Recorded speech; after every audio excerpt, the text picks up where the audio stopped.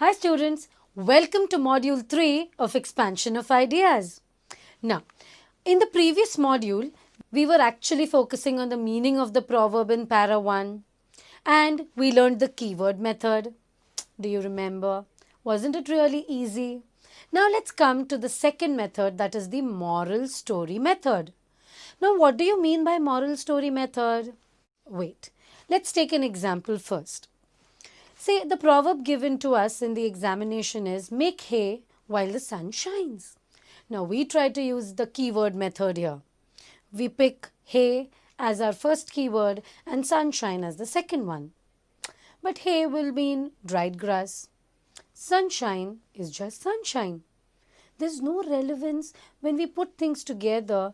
I don't think we get any meaning out of these words. Now, if you come across such a proverb, don't get scared. The second method, that is the moral story method, is going to come to our rescue here. What do we mean by that? It's really simple. This is the moral of the story, Ant and the Grasshopper. Remember, you've read those fables and all. This story, actually, if is known to you, you will be able to guess the meaning of the particular proverb given to you. There are many such proverbs like slow and steady wins the race, the hare and the tortoise story. Understand that if you understand the story, you will be able to guess the meaning of such proverbs without using keyword method.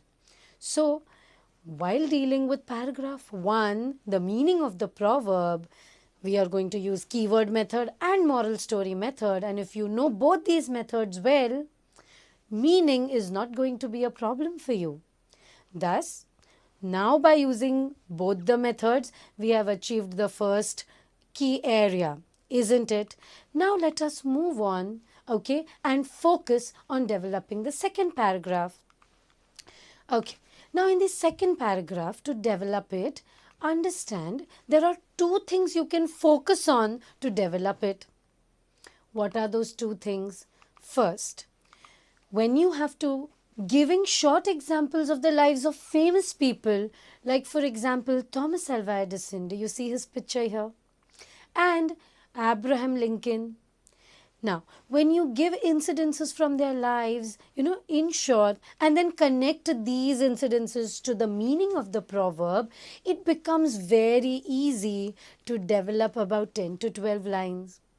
But suppose you have written something, say about Abraham Lincoln, and you are not able to finish, say, even half a page after that, then you may also use a few more things. But before I go to the second thing, there is a very important warning. Do not write the entire biography of the person. Instead, give 3 to 4 lines summary and then explain how it is related to the proverb. Right? And let's come to the second thing that you could do if you're falling short of content. If you have any current national or international event or incident that you have heard about, you can use it. That is, we can use any relevant, something that is connected to the proverb and recent news or incident in our expansion. So this way, you can easily get a lot of material to write in your second paragraph.